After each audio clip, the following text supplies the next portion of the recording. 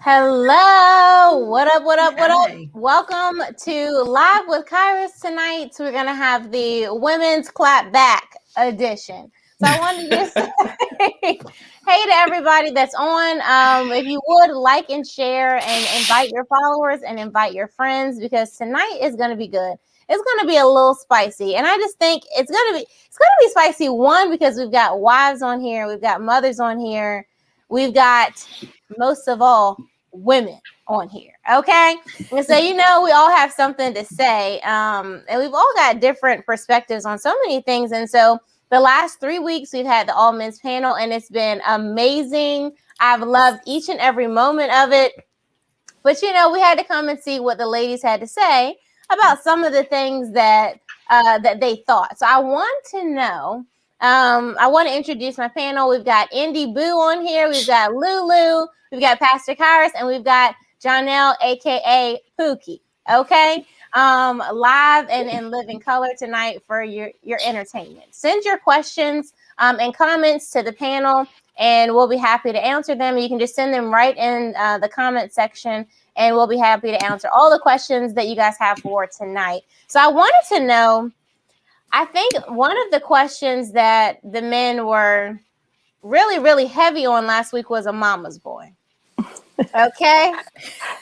So I want to go ahead and start off with the mama's boy question. And Pastor Kyrus, I really want to know your thoughts because I know when Deacon Byrne got off, you had some choice words for him and some things to say about the mama's boy topic. So I want to know what your thoughts on the mama's boy stance actually is. Like, what do you think about that? And how and if someone's dating someone, what's the advice that you would give them? Hey, Kelsey. Hey, Aaron. Hey, Carmen.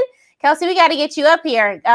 My sister-in-law, Kelsey, just had my beautiful, handsome, just amazing, gorgeous, everything under the sun nephew. And so right now she's getting back to their regular schedule and routine. So we need to get her back on here once they get everything squared away. Babies come in and they just change things up. Okay, Pastor Kyrus. Okay, and he's a boy, so we're talking about mama's boys. So Pastor Kyrus, what advice would you give someone who's dating a mama's boy or maybe even married to one? What would you say? Well, to be honest, you do have to have a healthy balance as to how you're going to handle the situation. Because we do have mama's girls too. So depending on the situation, you do want your spouse to love your mom and not mind spending time with your mom as well as you like spending time with his mom. But the point is, you have to have a balance. You have to remember that when you got married, you became one. And it doesn't mean that you have to throw everybody else out and don't care about anybody else. Because what it means is you're supposed to honor your parents, your father, your mother, so your days will be long on this earth. So that's one of the first blessings for honoring your parents. And I think you just have to have a healthy balance. It just can't be too much. When I first got married, it was horrible because he would stop over there to eat every single day, even though he wanted me to cook on his way home. So by the time he got to me, he wasn't really hungry and I hated cooking. So why I got to keep cooking? And then if his mama wanted him to do something, he would do what she wanted first and mine would be secondary. So I laughed last week when he was like, well, if she had a flat tire. I'm like, it's not that extreme. It would be like whatever. But we had to get a balance where, his mother is important. She's the first woman in his life. But once you get married now, I'm number one. So what happens is if he goes over there and hangs out with his mom, I'm fine. If I hang out with my mom, I'm fine. But you just have to make sure that you determine who's asking you to do what. Okay, that's good. That's a good balance. Janelle, I need to hear your thoughts on the dating, marrying, mama's boy, and what have you experienced or seen just in your time frame? Like, what is it something that what's some advice or piece of advice you would give? Because I know you're really close to your mom. I am. So I was really happy to hear Pastor Kyrus make the statement that, you can have a mama's girl. So in my situation, in my marriage, the dynamic of my ex-husband's relationship with his mother was a little different. But I am a mama's girl. So he knew that Mother's Day, or if there was a dinner going on or a certain cookout or whatever we were celebrating at the house, I was going to be where my mother, was. So he had to kind of follow along. But it did kind of cause some issues. I won't lie. There are situations there was a particular situation that I was out with my mom having breakfast because I wasn't working at the time, and I was caring for our daughter. But he felt like, hey, you've kind of been with mom enough today. Are you coming home? But I mean, he wasn't even home. He was working. But it was because he felt like you're always up under your mama. Ooh. So it kind of caused, some friction, between, he and I. But, I would just say, like Pastor Kyrus said, that there should be a balance. I don't know how to explain how that balance should be.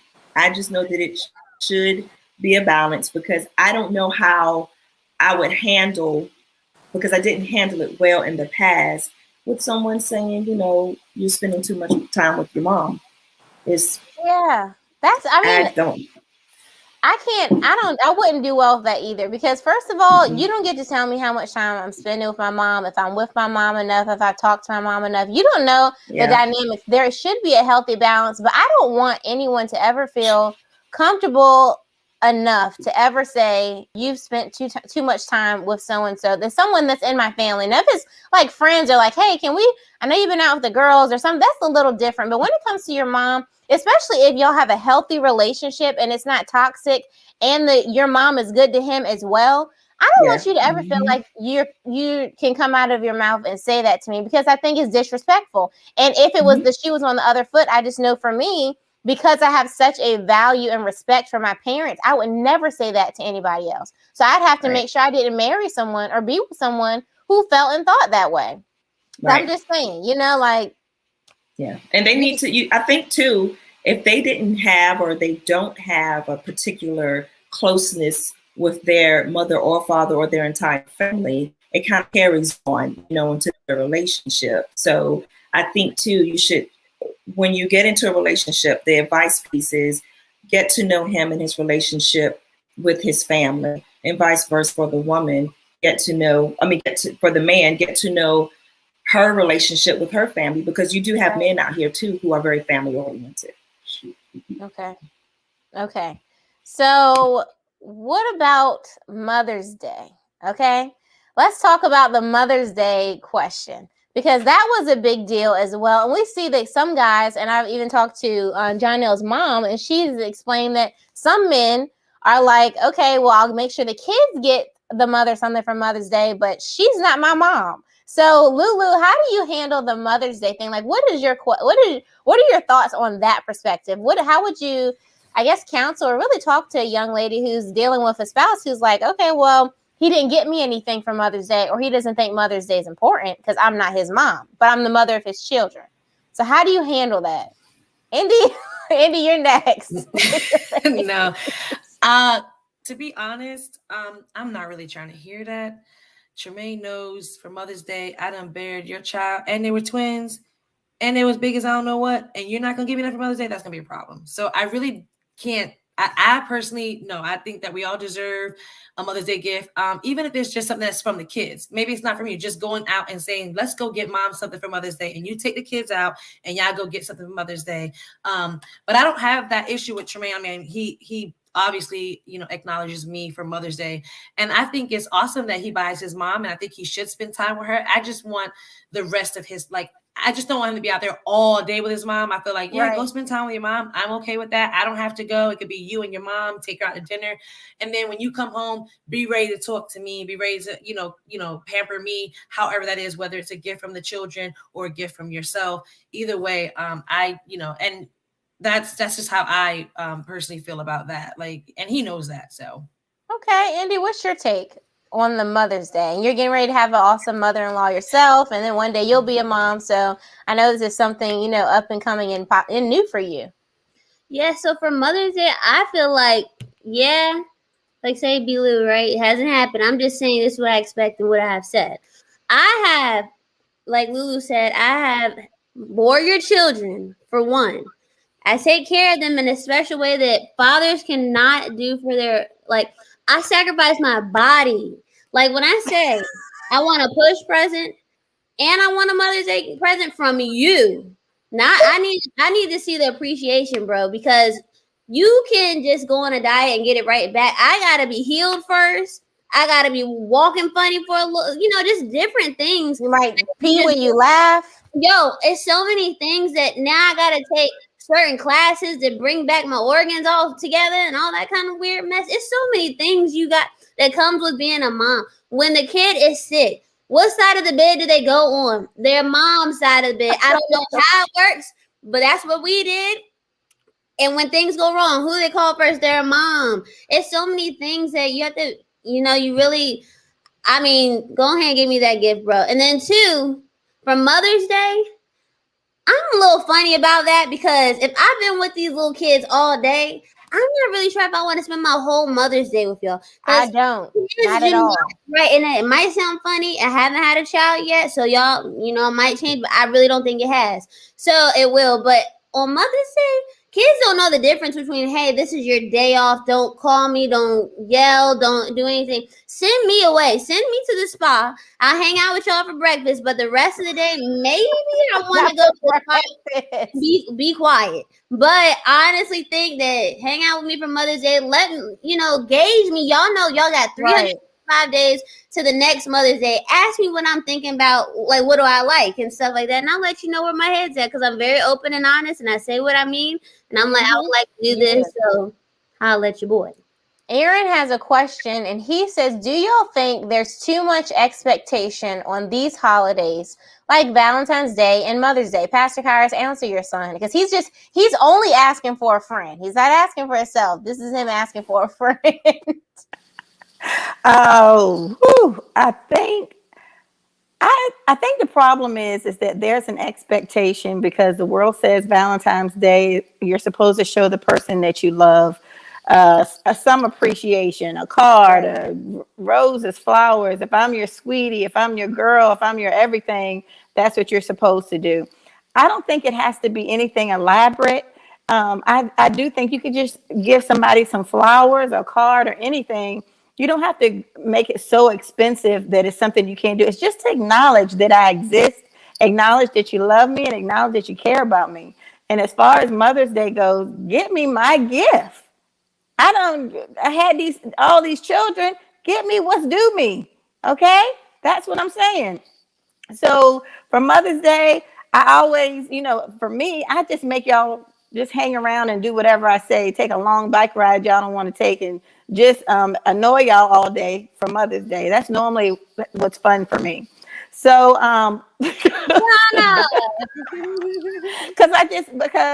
but I do think you should acknowledge that person. And to me, I think it's worse when you're in the workforce and everybody around you is getting some flowers or balloons or something or some candy. And then you look and you ain't got nothing. And then you'll be like, yeah, he gonna get me straight tonight when I get home. No, we going out tonight. You start making up excuses. He ain't got you nothing. Oh, okay. Can I answer that a little bit of that too?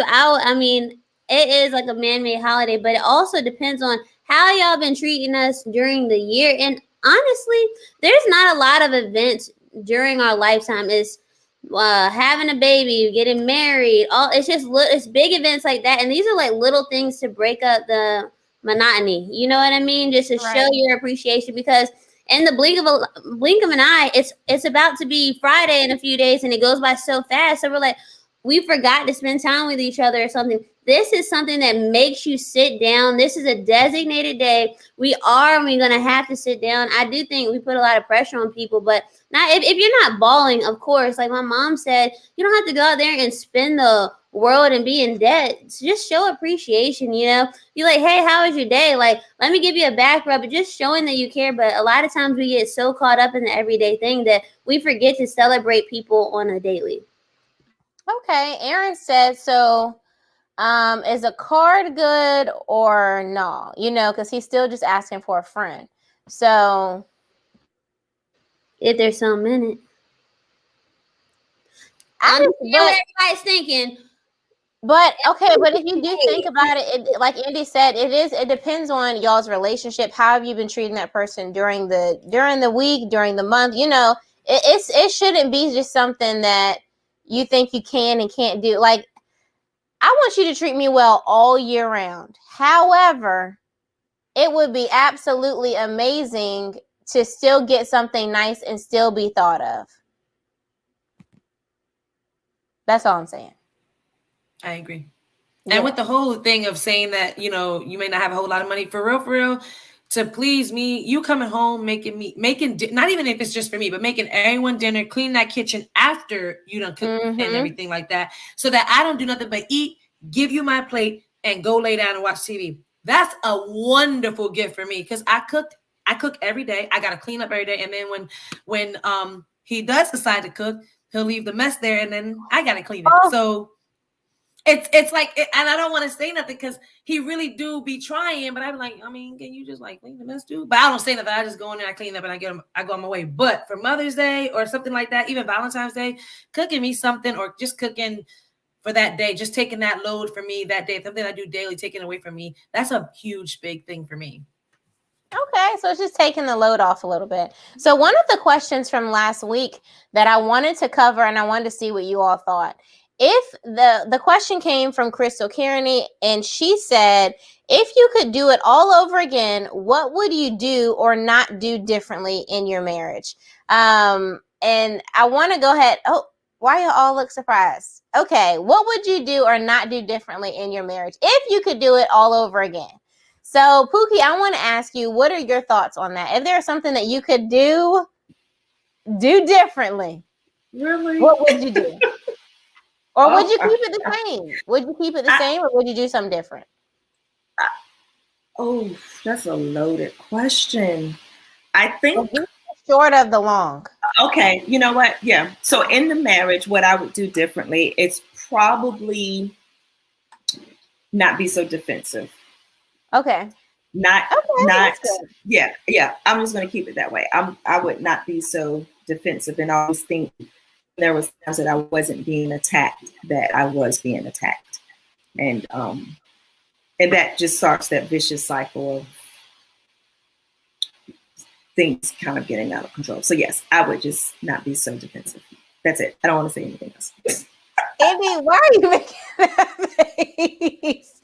Andy, no. Okay, so Lulu, what's one thing that you would do, and then Pastor Kyrus up, because me and Andy aren't currently married yet? For me personally, it would probably be not pointing the finger and showing, like, pointing the finger of all his wrongs. You know what I mean? Like, always saying, you did this, you did that, you did this. Like, wouldn't be blaming him all the time. I would take more responsibility for my own actions that might have played a part in whatever we are having an agree or disagreement about. Other than that, I think, honestly, the way things went in our relationship, I feel like it had to go that way because we really had to grow. Both of us had to grow. And if it didn't go that way, we wouldn't have known how much change we would need, or like, I didn't want to come in fake. You know what I mean? I was never a fake person. And I think that's what, I think my husband would tell you, that that's one thing he loved about me, is not being fake. So, I mean, although I don't want to blame him for a lot of things, I would have took fault on some things. And then other things I say, it could have went better, but this is how it went, because if it didn't go this way, I would have never learned whatever I learned from the relationship. Does that make sense? Okay, so you would have taken the blame for more things instead of just pointing the finger. And then kind of maybe going off the deep end, because Lulu, we know you, and I'm sure you went from 0 to 100 in 2.5. So you would have pumped the brakes a little bit. Pastor Kyrus, what's one thing you would have done or not done differently? Well, you're muted. I think I might not have had kids as soon. I probably would have spent maybe a few more years. I mean, even though we were engaged a long time or whatever, but we were really young. But I think I would have spent more time getting to know him and things like that before we had kids, because that just adds so much more to the marriage, than anything else, because you have to already deal with that person that comes from a whole different household and try to make this home together. And now you have kids, and you've added kids into it. So now we have a problem with how we're going to raise the kids. And, I have one way of doing things. He has a different way of doing things. So it just added so much to it. So I probably would have waited a while and made sure, everybody's career was straight, and then would have had kids. I think that's what I would have done. What would you have done towards Daddy differently? Daddy, I'm here for you. I'm here, holding you down, because we need to know. Towards him, nothing. He just needed a strong arm. Girls, don't take this advice. I don't know if y'all's husband can last someone here. I don't know. I mean, I don't think I would have done anything differently. I don't think so. I think I'm okay. I like how I am. So she needs to take Lulu's advice and not point the finger so much. So you need to go to Lulu's school and handle it there. Yeah. Okay. All right. Right, Aaron, don't blame us. Look, I didn't ask to be here, and I said that several times.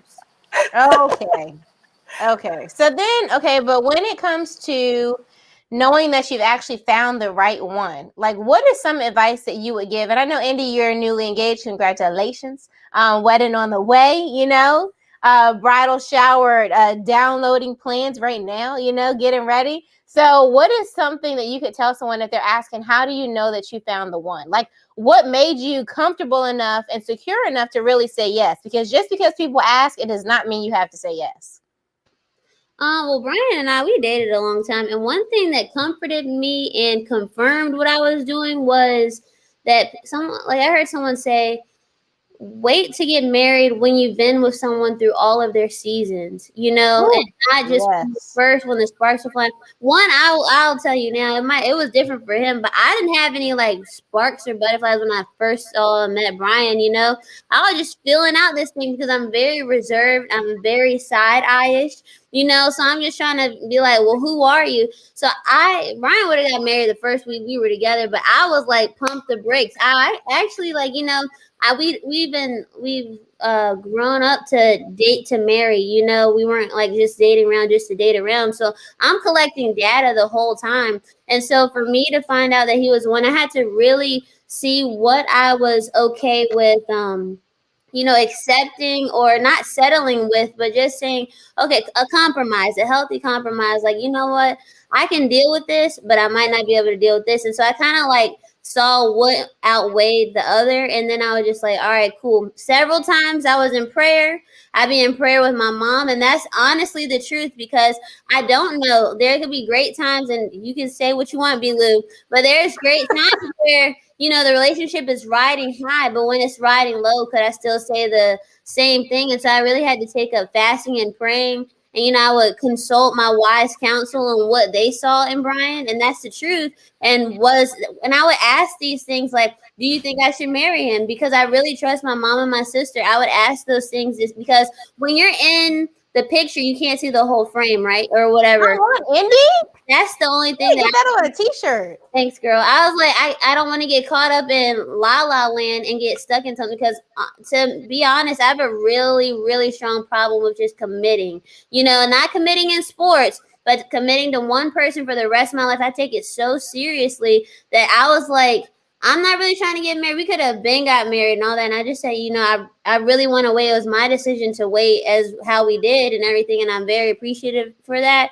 But hey, Kaiki does think highly of B-Lou, and I told him, I said, hey, so do I. I'm always on his side. They really are. I mean, more than I'm not blood, but either way, B-Lou. I'm like, right, exactly. I'm like, dang, whoa, if I throw dirt on his name, he still comes out shining. But it really is wise counsel, and I honor their voices in my life, and they speak, they have a good track record with me. So when I talk to them about Brian, then I really honor what they're saying. Good job. Okay. Lulu, you actually have a young daughter, and then Pookie, I'd like to get your take on this. What advice would you give a young lady who's trying to figure out if she thinks she's found the one, and how would she know? And then Pookie, I'd like for you to take over. I would say for my daughter, I would just, really ask her to, one, pray about it, because I didn't pray about Tremaine. I didn't do that. That's probably another thing I probably should have did in the beginning. But I feel like praying about it, and definitely, I mean, we at that point we didn't have wise counsel, so I really didn't have anybody to go to, and I don't really have that tight relationship with my parents to really go to them and ask them anything either. So for me, it was just praying about that person and really just saying, can you really be with this person for the rest of your life? Look at, and I really, really admire Indy and what she's doing. I mean, I don't know how long, it would take for someone to get to know somebody, but I do know it doesn't happen overnight. And even though me and my husband got married in 6 months, I think praying about it and really just seeking God above all things. I did pray about having a husband, but when I saw how he was really able to handle who I was, because I was broken too when we got together. So to see the strength in him to be able to handle me, because y'all know he called me hot sauce, and it ain't for no other reason but because of my temper. So for him to do that, you know what I mean, and really be with me through it all. I mean, my sister's death, my attitude, just everything, seeing him do that, he was really truly the person that was my backbone. So I would want to say, is this person, can you really look at this person and say, hey, he's got you no matter what, even if it's your fault. Does he have you? Because even if it's your fault that let's anything that happened, he can deal with that after the fact. Like, babe, you were wrong about that, but I got your back in public. But when we get home, I'm gonna let you know. And that's how Tremaine usually is. And I would tell that to my daughters as well. Just make sure this person that you are willing to, spend the rest of your life with, and definitely 100% pray about it. And like I said, I didn't have wise counsel, so all I had was God to talk to me, and God truly had to show me Tremaine's heart for me to even take it to that step to where we got married 6 months later. It brings that question back from Sierra up there, so mommy can. Oh yeah, I want mommy. Pastor Kyrus, can you answer that? But I want to hear Pookie's take, or Jonelle, because she's professional. I want to hear your take on what would you tell Jelena. What's something you would say if she's trying to figure out a guy that's the one? And then Pastor Kyrus, we're going to go to you for this next question. I would say the same thing. I would think to say, to pray about it. But, when you're dealing with a certain age group, Jelena is 19 years old, and she does have a relationship with the Lord, and I know she prays. But would she really take the time to seek the Lord about a relationship? No, I don't believe so, because I don't know what young person would immediately. I mean, right. Truly, like they might, but you tell them, and you should tell them, because that is the truth. But what I actually just told Jelena the other day, I said, let's think about if this person can add any value to your life. Oh, that's good. Or will he take something away? And that's that actually just sums it up, because with that value, that's what moral guidelines does this person have? What is his future looking like? Because you already know what you want for your future and the things that you want to accomplish. So can he add any value? So along while you're praying to make the right decisions, and as my mother told me before, that the Lord will lay this person naked before your eyes. And it's you that will make that choice to move forward with this person that you would already know that he's not for you, or if he is. So I actually will tell Jelena the same thing, but I literally just told her the other night, hey, God, it's the Holy Ghost. You had me ask you, because I did not know that. Pastor Kyrus, Misty, not Misty. Oh, Sierra Misty, pal, because she has her whole government name. Hey, Sierra girl. She said, what if you don't have wise counsel? Who are you supposed to ask? I mean, they already told you to pray about it, but everybody's not a Christian. And like Pookie said, everybody's not going to pray about it. I think you're going to have to use some discernment. If you don't have anybody to ask, and you don't have anybody to pray about it with, or somebody that's been through something before, I think you're going to have to look at any type of red flags, anything strange. Don't just jump overboard and try to be with this person. Because if somebody's cute, that's all it takes. If somebody's tall and handsome, that's all you care about. They might not have a good job. They might not even treat you right sometime, but you ain't looking at all that. So, but what I'm saying is, just look at the red flags, look at the person's patterns and what they actually do, and how they, we talked about too, how they treat their mother, how they treat their family, and believe what you see. If you see somebody not changing and they're constantly treating you a certain way, believe that. and they're going to continue to treat you that way. You know why? Because you accept it, and you're not going to go anywhere. So why should I treat you any different? You put up with whatever I do, so they're not going to change and do anything different.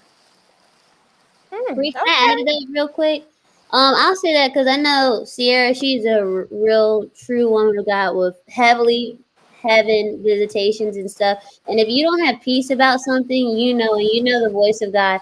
But also it says, "He that finds a wife finds a good thing." So you have to remember that you are that good thing, and then Right. you can't be willing. You have to say to yourself, "Am I'm the good thing? Am I willing to do this person? Are they going to treat me like the good thing that I am?" And if you know in your heart of hearts that they've had countless moments, like my mom said, that didn't add up to who you are and who you should be treated like. So you know. And that's true. And because you have to, there was a little clip of something on social media, and it said, "Believe patterns and not apologies." Okay. Because people can keep apologizing. People can keep saying certain things all day long. And then if they don't really do anything to fix it or change, why keep accepting an apology that someone doesn't going to act on? You know, because actions do at the end of the day speak louder than words. Now, for me, I'm listening to your words and I'm watching your actions, because if I don't like how you're talking, 9 times out of 10, I'm not going to really like your next move anyway, because life and death are in the power of the tongue. So you've been saying some stuff and I'm just waiting on you to act on it. I'm waiting on you to act on it, good or bad, regardless of whatever it comes out. I'm paying attention still to what you're saying, because that's still part of your thought process. And I'm looking for those actions either, on the other side. And it says, don't fall in love with potential. And I think that's something that we have such a hard time with. Why? Because you look at someone and you know what they could be. And that has happened to me so many times. Well, not so many times, but a couple times.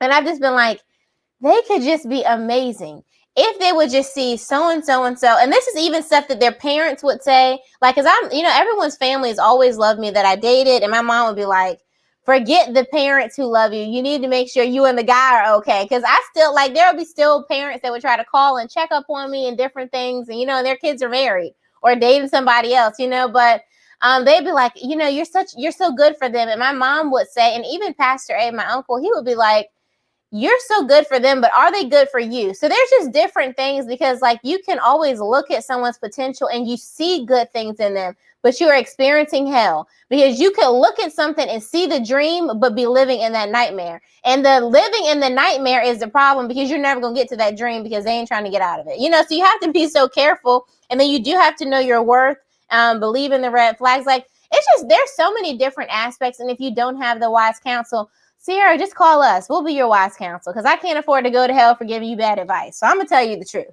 okay? I'm going to just tell you the truth. We had another question in the comments, and the question said, what do you do? Oh my God, I lost the question. Okay. Tremaine said, sorry, Tremaine, and one thing, like, we're always on B. Lou's side. I think we're always on Tremaine's side too. And Lulu can't stand it, but Tremaine, we always got your back. So you get so pure-hearted. I don't know what it is. I don't know why. We always got your back. It's in the way. But he said, why is it that women ask a question and get so upset with your answers? Ooh, Lulu, this is your husband asking. I want you to take this one. Oh my goodness. He gets nerves. I think it's the way you ask it. Sometimes the way you come off. You meaning a person, not to my husband, but that's just a little, I think it's the way the person come off. It's a way to ask something.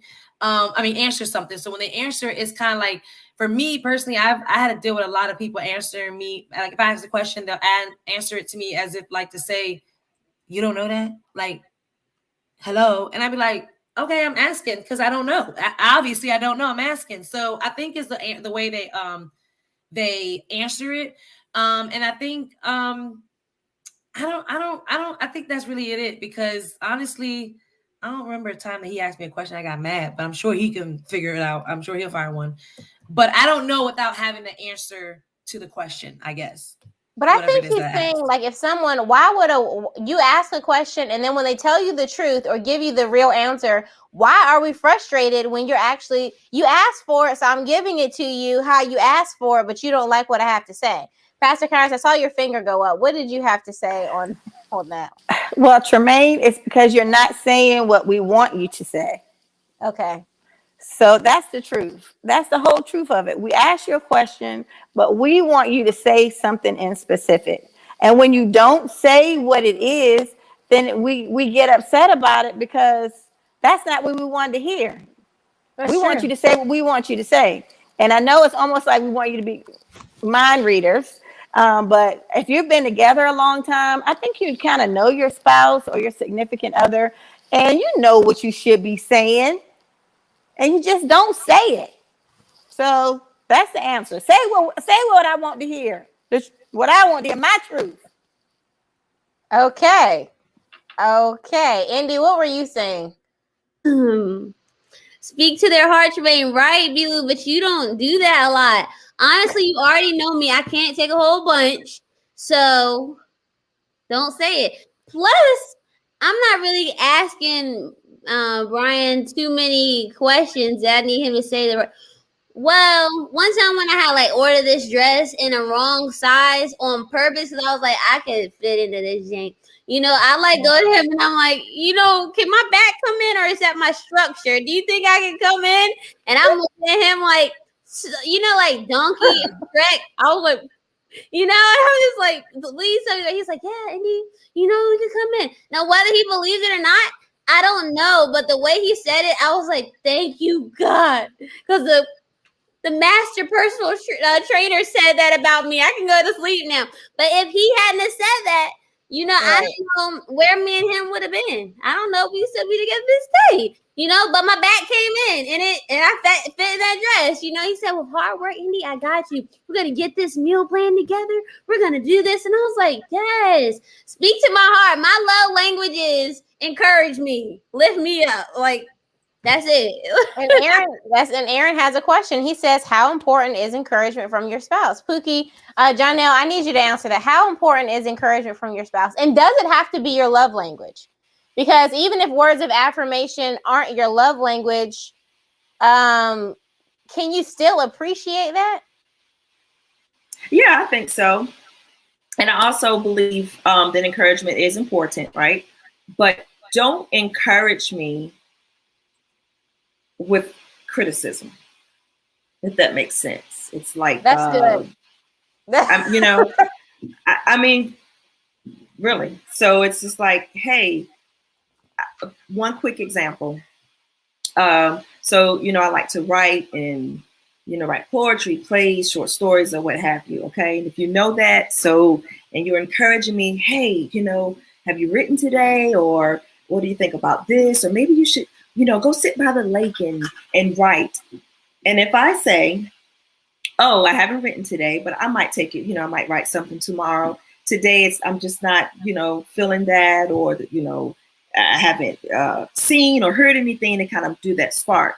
And then you say, well, why aren't you writing? You should, right? Because if you don't, next thing you know, you're just going to lose it all, you know, and then it just turns into a big argument. So you're encouraging me, but yet you're criticizing me because I'm not saying something that you want to hear. So encouragement is important. But just remember, when you're encouraging, don't criticize the person and put them down if we don't follow your encouragement to the T, or at that moment, or that day. Right. You know what I mean? Because because it almost sounds like manipulation. Like I'm trying to come off in a way of like trying to encourage you, but then I'm also telling you something at the same time, which could then be discouraging and start an argument. Because I'm be like, well, what are you trying to say? You know, I'm trying to figure out, like, just say what you mean. Say it with your chest. What are you really trying to say? Exactly. You know? Just keep it real. Right. I'd rather you say that. So, Pastor Kyrus, what do you think about encouragement? And, you know, is that like a big deal, or how do you feel about that? I don't know if you act like encouragement is a big deal from that. It's not, because I don't really care about it like that. He's telling so many stories. You might not want from Daddy, but you want it from us. Come on. I'm searching. Really? Honestly, I mean, it's nice. Listen. Okay, let's nice. This. Wait. My dad is very encouraging. He's really uplifting. So she doesn't have to have a natural. This not a a natural desire for her or a want for her to really need encouragement in my parents' relationship, because I've even grown up and he's just very affirming and really supportive. Like if you're trying to lift the world and put on your shoulders, he'll be like, well, you could. It might not be a good idea, but if you handle it this way or turn it this way, you could really get that thing up there. Like, so she might not have that need, but but for someone who really is like asking and saying that they're lacking in that, what would you say to them? Because let me tell you why I said that though, because he does encourage me all the time. So it just happens all the time. So it's expected all the time. Now, if he doesn't encourage me, that's when I say to him, oh, I don't look nice today. You didn't say I look nice today. I didn't do, did you listen to my sermon? Oh, it wasn't good. Oh, you was talking while I was preaching. I'll do stuff like that because he does encourage me all the time. So I guess I don't ever say I care about encouragement because I hear it all the time. And even if you look bad, he'll say you look nice today. I'll be like, I am not. So I don't trust him. So if I want to know how I look in something, I will ask my kids to tell me, because he'll say, oh, you look nice. Well, shoot, he tells everybody they look nice. So I don't trust him. So the encouragement thing, I do think it's important, but the way I feel is because I get it all the time. Now, if you're not getting it from your spouse or your significant other, it can really be bad, because what happens is then you get low self-esteem. But then you have to turn it around and say, why are you with me then? Why are you with me? Okay. You know what I'm saying? So if they're not encouraging you, it must be something they might not want to be able to express themselves well. But if they're with you for a reason. And they do love you. They like the way you look. They like the way you dress. They like the way you act. They like something about you. So even if they don't say it, it's okay. Okay, so Taylor, hey Tay, that's my best friend. She's in the comments and she said, what if your partner does not want to love you in your love language? Do you just accept their love anyway? If they don't want to love you in your love language, Indy, I see your eyebrow raised. What are your thoughts? And then Lulu, I want you to answer. Okay, so my love language is acts of service and gifts, right? But it doesn't have to be like Brian can bring me like a pack of gum, or he just bought me something small, and I'm like, okay, cool. Or like Lulu was talking about earlier, like wash the dishes or help clean up, like those things. Like if you see me bringing in 2 watermelons, grab them out my hand, And so, but don't affirm me on Mommy just left her holding the watermelons, probably. Right, but don't affirm me on my way to the door with the 2 watermelons. So maybe he needs affirmations, but I need acts of service. So he's giving me his love language while I'm carrying this, and I need acts of service right now. So that won't work, because I'll look at him and be like, I know you see what is you rubbing my back for? Get off me. Get these watermelons. To me, I'm not really passive. I don't want any gray areas. So I say, of course I can say things a lot better, and I'm working on it. But he says thank you. He says you could say thank you. For the back rub, no, bro.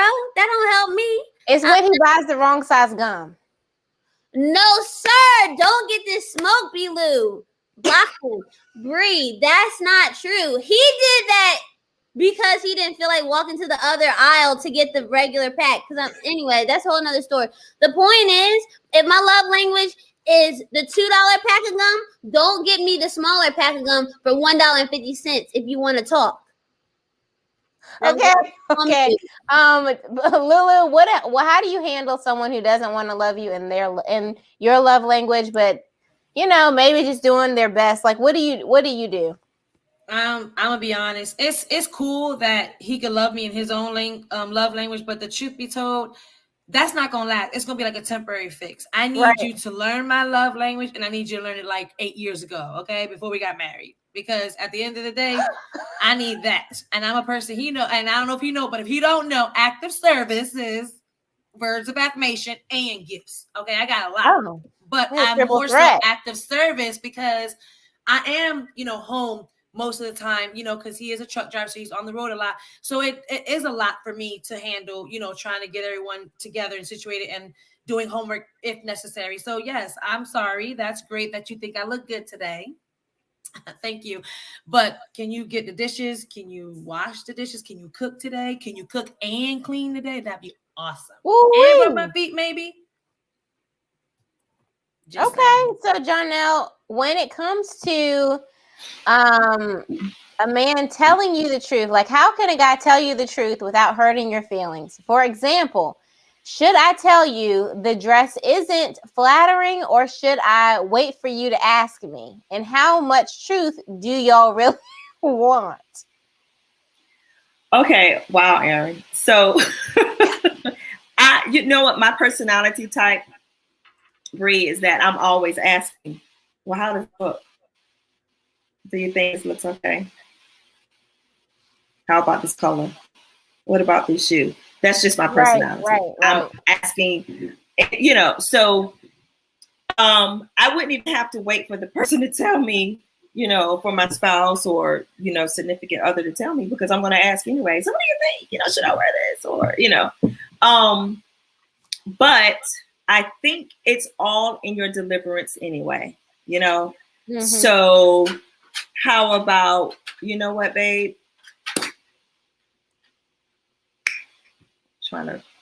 You know what, babe? I think yellow really looks good on you. So basically that's your way of telling me that this green doesn't. You know what I mean? It's just the way you deliver it. It's just the way, and anything is just the way that you communicate it. Now, I would want someone to tell me the truth, because I don't want to walk out of the door or be on live looking crazy, you know? So it's how it's all in your deliverance. And that's for those who aren't like me, because I'm going to ask anyway. I mean, Bree, Andy, I do it to you guys, like, right. But I honestly think there's a way to do something. And then I do think if something's not flattering or if it doesn't look good, you're already 9 times out of 10, a woman is putting something on and she's not always that confident about it anyway. She's probably like, I could lose 2 more inches off this waist, 2 more, you know, and she's really probably already thinking that, or she goes with her safe go-to outfit that you're tired of. So there's not a real there's not a real in between. A lot of mommies. I know about a go-to outfit. Because I'm tired of it. Anyway, there's not a real in between sometimes when it comes to women and how they're looking or appearing. Because really, for me, it's nice. Like, I'd rather you just tell me that I look good, because in my head, I've already gone over this outfit. If I have another one, what else could I replace it with? And this is just the best option that I have. Indy and mommy 9 times out of 10 have already told me, you got to do something about something, you know, like, so, I mean, they're the ones who will really just tell you the truth, unfortunately, but I'm thankful for them, you know. But when it comes to your spouse, I think you're already, that can create so much of an insecurity, because you're thinking, gosh, I don't look good in this. Okay. And now even the person who's, you know, said vows with me isn't thinking that I'm attractive in this situation. And it goes way past, oh, that's just not flattering, or it goes way past that. And you'll be thinking, a wife or a girlfriend, fiance, whoever will really be thinking about that days, weeks, and months later. And you'll be like, why are you going to the gym so much? And in their mind, they've got that green dress in their head and in their picture, like, this is why I'm hitting these 2-a-days, because I didn't feel good about your little yellow comment. You know, like, I don't really think there's any way to really perfect it or say something perfect, unless the best thing to say to me ever, like, and I think this would be for anyone, if I'm not looking good in something, you start working out and inviting me to come with you, or you saying, hey, I want to try this thing, and invite me to do it, because that would make, I think when you're looking at someone who's struggling with weight or struggling with issue or whatever the case is, like, thank God my sister's a personal trainer, so I'm not concerned. But in all honesty, when you do deal with that, and especially after having kids or whatever the case is, invite me to work out or encourage me in a way that's like loving and affirming in a teammate way to do something different. Like, you don't want me to wear this green dress and I like yellow. Try to match my outfit then. Say, okay, babe, I'm going to wear this color, and I like if you wore that yellow dress I love. Bree. Okay, there's 2 things. One, but what if they don't take your offer to come to the gym? 2, we've literally been in public with people and have seen them, and we say, oh, they don't have real friends. They don't have anybody in their life that loves them, because they let them come out the house any old type of way. Mm-hmm. It's so true, and it is about the delivery. But I do appreciate, so not like you said, I already know what image that I have in my mind, what I want to look like in an outfit. If I'm not breathing well in it, trying to fit in this outfit, I already know it's not for me. Or if I have to sit a certain way, or if I have to do this, it's just not for me. There's so many ways to dress a curve. And we'll on our time of the month, just to say, well, we might wear more loose fitting clothes or something like that. But I think it's all in the history that you have with your partner. Have you bit their head off before when they told you the truth? And so that might make them not want to tell you the truth again. And they might be like, hey, it looks great on you, Yeah, like Aaron said, so it's about the delivery and not our reception of the delivery. I just think it makes a difference. Pastor Harris, what do you have to say? I don't think so. I think it could be the delivery, but then when they tell you the truth, you already know you look bad and whatever it is. But when you have somebody that might tell you look good all the time, and then they finally tell you don't, you'll be like, oh no. Then you best to get to that gym. Okay? You know it. And push them sweets away. Oh, it's the sweets. Okay. But I think you know your partner and what they can take. Like me. Yeah, that's true. With Brian, I can't pat. He likes words of affirmation and all that encouraging great stuff. But he's also the type that if I keep affirming him, he won't change. He'll be comfortable. He's comfortable because he thinks I like it. And me, I'm like, man, this reverse psychology isn't working.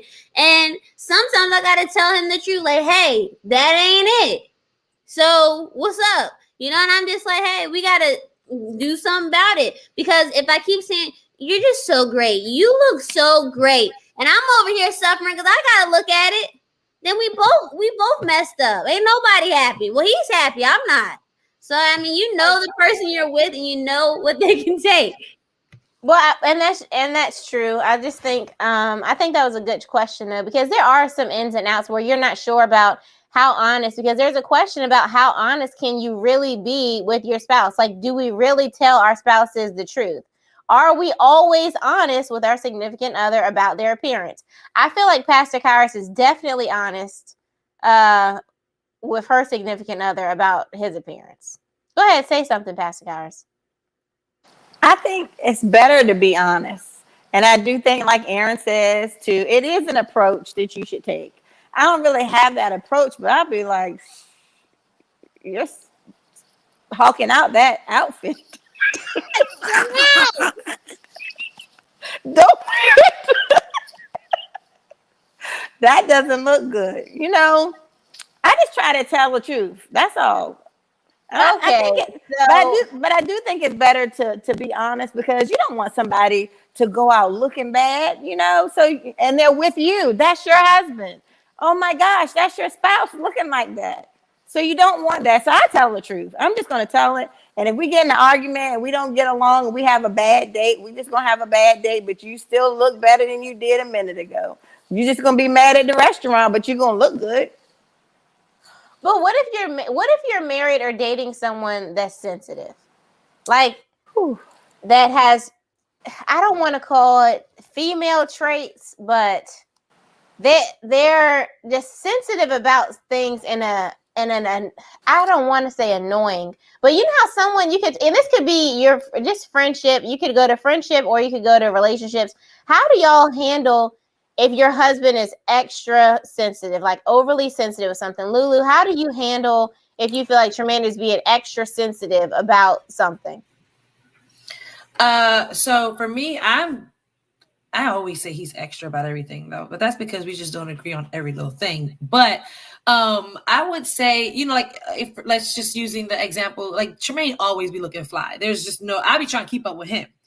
But if there's something I do not like about like what he has on, or let's just say he was a person that just didn't do a great job in getting together, I would suggest something like, hey, babe, I'm gonna wear blue today. Maybe you should wear your, collar blue shirt, the one with the, you know what I'm saying? Try to offer that and we can match or whatever the case may be.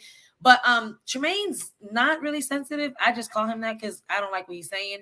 But I would say if he was that type of person, I would just try to be more cautious on how I say it, the same way we've been talking about all day, just, maybe suggesting something before he goes out and picks out or does what he's planning on doing. Like if I know, because I pretty much know Tremaine and which way he's gonna go. So if I know he's about to go a certain way, I'm gonna just be like, you know what, babe, I think we should do X, Y, and Z, and then see if he takes it, and hopefully he does. But that's what just if how I you're would handle it. dating? So let's say dating, married to someone who's Dating. sensitive outside of their appearance, but just in general, it could be regular comments, regular conflict, and you are like, are you really mad about that? Like you're really this is what we're doing right now. We're really having this conversation. Like, how do you handle like, or what would you tell somebody who's married to someone who's just in their feelings all the time? Like, what would you say? Janelle, what's something you would say? Oh Lord, She's stressed out. Look, she's yeah, because I would look, honey, you need to tell the little boy to stop acting like the little boy. Put on his big pants, his big boy shorts on, and get over it. And I say that because that's what they want us to do. They want us to get over it. You're too sensitive. You took it the wrong way. Stop getting defensive. You're just hearing what you want to hear. But on the flip side, if you're dating someone that's the same way, just be honest. You have to be honest, especially if it's someone that you feel like, this is something that I think is tolerable. Someone that I think is worth being with. We just have this little minor problem. So you just have to speak up and just say, look, you just got to put on some big boy shorts and get over it. And I'm going to say this one thing. My mom has always told me there is a way to say and do things without being hurtful. Okay. So my thing is, when you're being honest, have some humor with it. Okay? They'll get it. I just say have some. And then that might be because everybody doesn't take stuff the same way. And I know he only has short shorts, so he can't put on his big boy shorts. Andy, what is it that you were saying? No, when Fugi, I'm just joking. Like Fugi said, just say it in a funny way. I hit him back with, well, I don't think it's funny. No, right. No, so Pastor Kyrus, or go ahead, Andy. Sorry. I've shown my hand in the dating process of like, if you're too sensitive, I've already like been sarcastic. You already know what you're getting. Like that, I just wouldn't hang around that much because I don't like a whiner. Like if you come off whining a lot and you're the man, it's hard for me to respect you because then I'm thinking I'm with a baby and I don't want that because if I'm always taking care of you, then we have kids and I got to pat you on the back while they scratch their knee, then I got to pat them on the back. So I honestly think everybody has to change in life, of course, but we all have to grow. So I think that's a part of growing is growing out of that sensitiveness when it's real touchy feely because then you're walking on eggshells all the time. Yeah, and that's that. I don't know how long that will last for anybody. Bilu said you're mean to him, and we need to tell you to be nice. So be nice. But he's still around, so something's wrong with him, or it's not the truth. Well, Bilu, I guess we gotta take your comment off the screen. About it. No, but that you make a good point about walking on eggshells because then you can't be open and honest or say how you feel because once they say how they feel. Or they feel like they're expressing their feelings, you can't afford to really express your true feelings about something because them expressing their feelings already was just on level 10. So then maybe if you really tell them how you feel about what they said, it might just go and escalate to a higher level. So Pastor Kyrus, what's something that you would say if someone's dating someone that's overly sensitive, easily offended? How do you handle that? The guys, I just want to say the guys were acting like it's the way we take things. Right. I think I would have a conversation with them and just tell them, hey, I didn't really mean to offend you. What did I say, offended you? And then have a discussion about what that was. And just say, hey, I didn't mean it that way. That's not the way it was portrayed. But if this is something that's happening all the time and conversations all the time, but these people are worth keeping and it's somebody you really, really care about, I guess you just would have to be patient. And sometimes there's underlying problems and it's not just you saying something. Somebody else has said something to them in the past and now it's bringing something up because maybe you said something that a past girlfriend said, or a relative said, or a mother said, or just anything like that. And so now you've triggered it because you said something that somebody else said. So now they're upset with you. So I think you just have to try to get to the root of whatever it is. And hopefully it could, and you know, maybe change some things about you. Maybe there's some things about you that you could change, and how you talk to the person about certain subjects that gets them all wired up and whining and crying like a baby. Ooh, okay. Well, I mean, I think it's interesting because it just depends. And like, you know, if you have someone who's sensitive, we all, I think, have our sensitivities, and we're sensitive on certain levels about certain things. And so I do think that you do want to, of course, watch your perspective. But I just think it's interesting, and it's funny when you hear people say that they're dating their husband is sensitive, or they can say something. And I'm just always interested, like, how do women really handle being married to someone who takes everything to heart all the time, or is easily offended, or always feels left out, or feels like you're not thinking about them, or whatever the case is? That can be overbearing and overwhelming and burdensome, you know? Like, so I just was wondering, like, what did y'all think about how to handle that? Sam had said, is there a better way to address your mate when you disagree with them or conflict arises? I'm brutally honest, so it has been an issue at times in my marriage. Pookie and Lulu, I want to hear what your take on this, and then Pastor K. Okay, so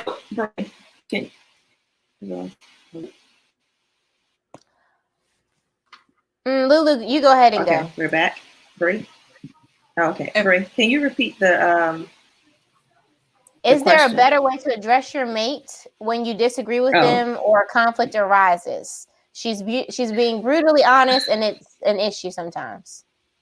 Well, I mean, you know, so my take on that is that you have to be honest. Now, I don't really know what the brutally piece, you know, if it's the delivery, you know, if it starts with an argument, or, you know, just from jump. But my thing is, most men are brutally honest, okay? And most men expect us to be able to take it, okay? But by nature, we are sensitive, most women, all right? I mean, I'm sensitive. So I feel like if you can dish it, you have to be able to take it. And I think with some men, when a woman comes across as strong-willed or strong-minded and brutally honest, they don't like that. They don't like it at all. From my experience, it's kind of one of those setbacks. Just like we're not accustomed to men being sensitive, okay? And that starts with your father. Like, my father is not a sensitive man, okay? It's just boom, boom, boom, all right? So when we come across a man that's sensitive, it kind of sets us back. Why we have this question now on the panel, what do you do if, right? So when a man hears a woman comes, you know, they come at them kind of strong and, you know, brutally honest, it kind of sets them back, and it kind of puts them in defense mode, because they're not used to it, or they don't want that, period. You don't come at me that way, okay? Change your tone, change your face, change your action. And let me just tell you, if I decide to be brutally honest, I would have to work on my tone, my face, and my action.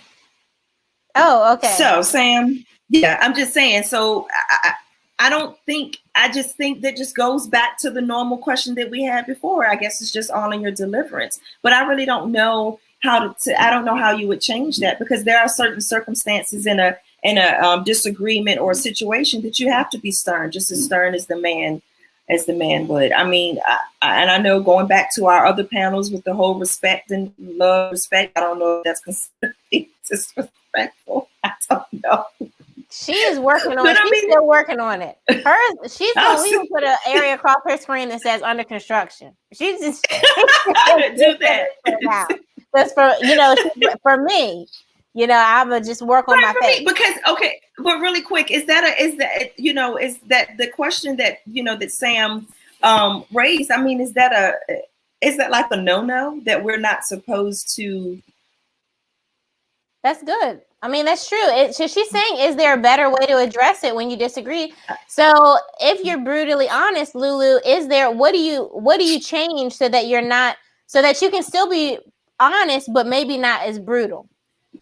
I'm gonna be honest. I had that issue where I just go off at 10 and don't care about it. But I did have to learn that that's no way to speak to my husband, who is the king of my household and who is I'm supposed to show respect, for one, because I have children that are looking at me and they are looking to me to see how a woman's supposed to be. You know, they're looking at a relationship so that they can then see what it's supposed to be like when they get older.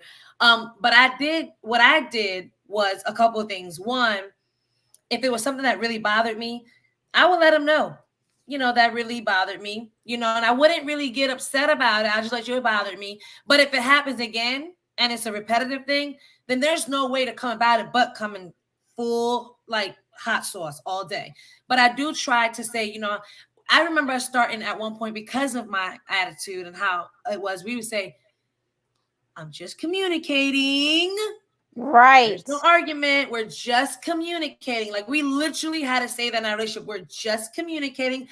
I know I might raise my voice, but it's because I'm very passionate about how I feel. But honey, I'm not yelling at you. We're just communicating. And he had to say that more so to me, because I would take everything he said, like, what? What'd you say? Why? Da-da-da. And I'm ready to fight all day.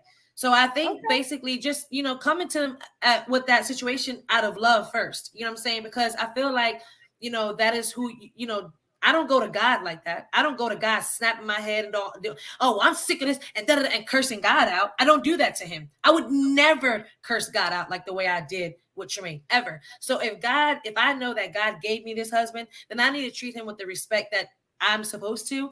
But I'm going to be honest. If it don't get fixed, it might just have to come off on my hot sauce might need to have to come out. And sometimes, most of the time, when it comes out, it's fixed. God. But what's brutal? Define brutal. I mean, what are we really talking about? Brutal, like, for me, it would be something like, I remember having an argument with him.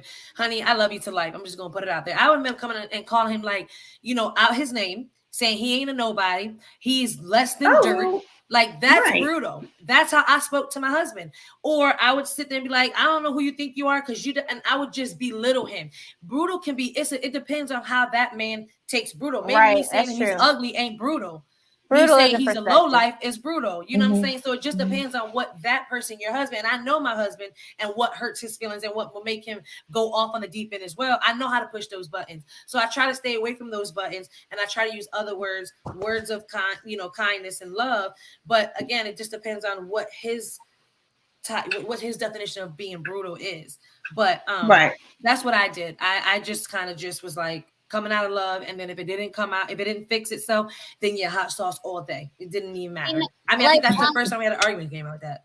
Like, Bree, I could add to that. I'll just say, like, I've recognized in my life, even with myself, like, brutally honest people cannot take it. They can dish it, but they cannot take it. Yeah. So you really have to, a lot of times God pairs brutally honest people like me with someone more sensitive, so that instead of me trying to harden Brian, God is softening me, like stuff like that. I don't know what you're laughing at, Kai, because I'm about to be glory be to God. That's good, Indy.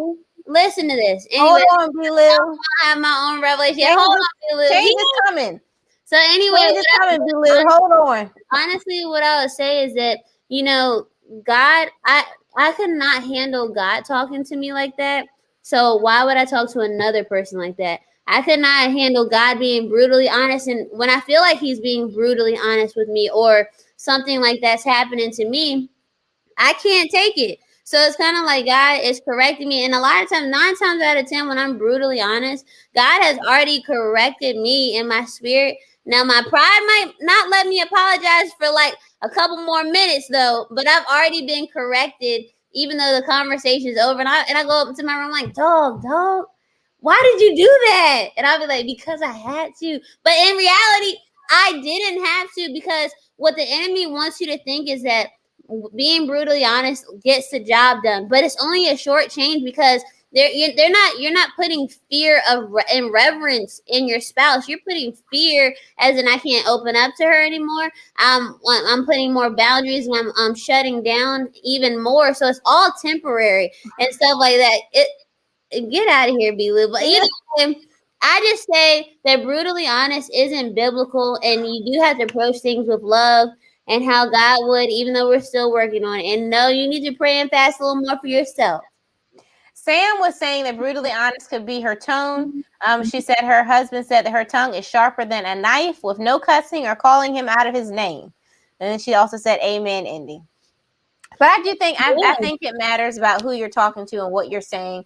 Pastor Kyrus has given us great examples about just speaking to your husband and how it should go. And it doesn't always go that way. And sometimes you don't think you're being brutally honest and you just think you're talking or just trying to say something. And like even to Pookie's point, okay, well, they want to be upfront and honest and open with us and think we need to be able to handle it. And she's saying, okay, well, I'm trying to be upfront and open and honest with you as well. But you can't handle it when it's the shoes on the other foot, you know? So I think it's really interesting, the dynamics of relationship. And we got the church finger up because Pastor Harris has something to say. But I do think I was going to just say it's interesting because it just really depends on the dynamics of your relationship, where you've come from and where you're also trying to go. Can't hear you, Kai. We can't hear you, Kai. No. Still. Oh. No. Hold on. Okay, try it again. No. She doesn't know sign language. She's throwing up gang signs. Gang signs. But back to the brutally honest thing. A lot of times we're the only, Christ that our spouse will see. So if we're talking to them so abruptly, like how are we going to win them over to Christ? And how are we going to say, hey, come to church with me now after I've spoke to them like that? Because I used to really take pride, even in friendships or even in life with strangers. I could cut somebody down real quick because that saying sticks and stones may break my bones, but words will never hurt me. That's a false little rhyme and all that kind of stuff because words hurt the most. I can look at you and I break you down just like that. And I was like, yes, I'm so good at that. They won't want to mess with me. But then that leaves you lonely. That makes you feel empty. And then it makes you lose relationships that God has put in your life, but you're so busy trying to tell people off and tell them who they really are and where they can go instead of letting God change them and you. Okay. I think I would just say, yeah. Go ahead, Lula.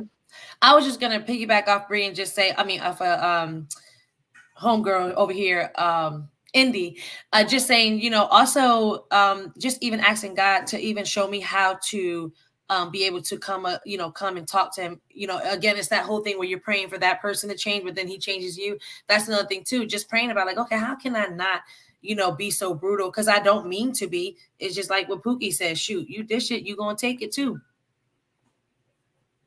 Yeah, and I mean to be brutal, but it ain't the right thing. I can't say I always didn't mean to be brutal. Honest to God, 9 times out of 10, I knew what I was doing. And I still chose to take the wrong path. But hey, things are looking up now. But even if you're thinking about it, I think because we've talked a lot tonight about delivery and the perception and sensitivities on both sides and how people are perceived or how our words are being perceived or how they're being received there's so many different dynamics when it comes to a relationship. I think we have to sometimes be very careful. One, of course, about who you marry and get to know them through thick and thin, like in different seasons, like that was said earlier, because it's important, and you don't know if you'll get down the road. And I can't handle you acting like your mom anymore. I don't want to be married to your mom. I want to be married to your grandma or your sister. I'm trying to be married to you, and I need you to be able to handle or take certain things. And that does not discredit, or excuse my behavior, my words, and my delivery. But at the same time, I need you to take a strong look at some of the things that are causing some issues, and it can't just be one side. Like there's got to be a give and take on both sides. Pastor Kyrus, you're back. What were you saying? Can you hear me? Can you hear me? Good. Go ahead. Oh, okay. No, I was trying to say earlier that timing is everything too.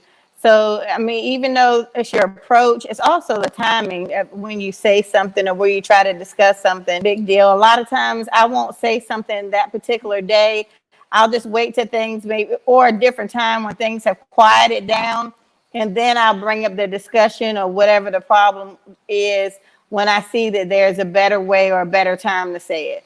And it might be the next day, but I'll bring it up that way. So time is important too, that you just don't get up there and just say, don't just blurt out the first thing out your mouth all the time. You don't have to do it. You can wait. You can wait to a better time, a better place, and it might take a while, but there's a spot that'll come in and you'll be able to say exactly what it is that you want to say and say it the right way without starting a big fight all the time, because it's just not even worth it sometimes, you know, because some of the stuff that we fuss and fight about is, and it just can be taken care of really quick, and it doesn't have to be a 3-day argument or a 2-week argument, or you still mad, you know, you don't have to have that. Yeah, and I don't want to come into a situation where you're no longer my peace. And when I need peace, or if I have to focus, or if things are happening around me where I need a clean and clear headspace, I want to be able to be in the room with you. I want to be able to talk to you. I want to be able to call you. I don't want to say, okay, I got a lot going on, and I know I can't call this. We can't have this conversation right now because I don't even know how this would go. If you will turn it in to being about you, if you will make this situation about you, or, you know, because everything isn't personal. And so I think one thing that I'm learning in dating and pastoring and counseling, mentoring, there is always a time and a place for everything. And you've got to know the other party. You just have to have an idea of that. And so even, you know, coming on here tonight, I'm glad we got to answer some of the questions that the men were, you know, in their aspect and their perspective and how they handle certain things, because it's important that we have the other side. Because while men are awesome and we had a great time on the men's panel, and we'll also, you know, we'll come back with another all men's panel. But I wanted to see what the ladies had to say about some things, because it takes two to tango, you know. So I needed y'all's take. Oh, it's true. I needed you guys' take on things tonight. So I'm just blessed that everybody was able to come on here. I thank you to the audience for coming on, asking your questions, and just your just coming in, signing in, and sending your love. Please like and share this. It helps to go up in the algorithm as well. Facebook is doing some weird things, so I'm not really sure. But just send this to a friend. You may really help them, and you just have no idea how you could impact their life. If you wouldn't mind praying us out, Pastor Kyrus, we're going to go ahead and close out after this prayer. Can you hear me? Oh, we heard you. Oh, okay. Clear your throat.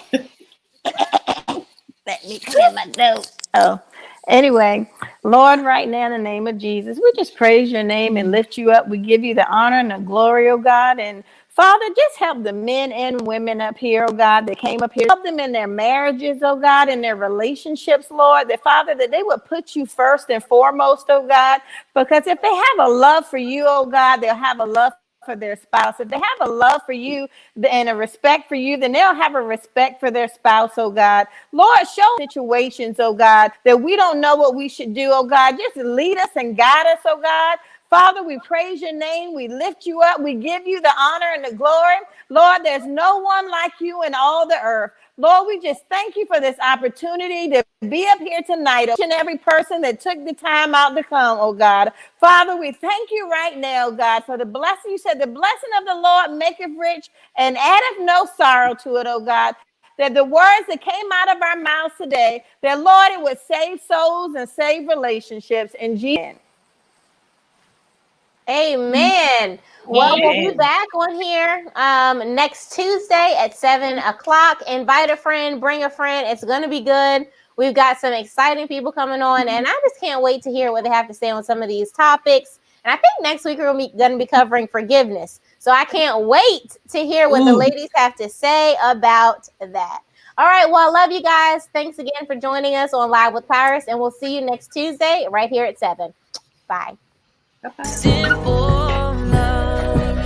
It's the back rubs and kisses in the evening, and the silly things you say just to make me laugh. Look me in the eyes and say you'll never leave me. Give me love, give me a girl. Yeah. It's my t-shirt you wear when you're sleeping. It's the way the moon you till my heart stops beating. Give me love, oh yeah. I need love, yeah. You give me that simple